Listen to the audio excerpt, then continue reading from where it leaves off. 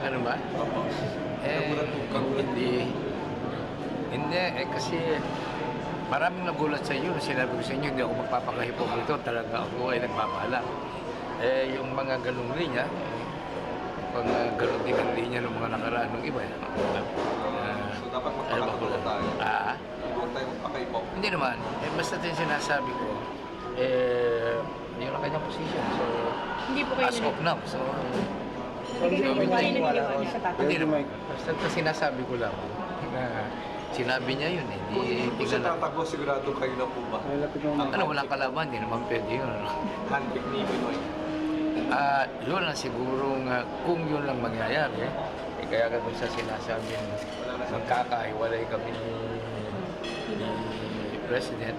Siguro itong mga pagkakataon you have to consider kung totoo na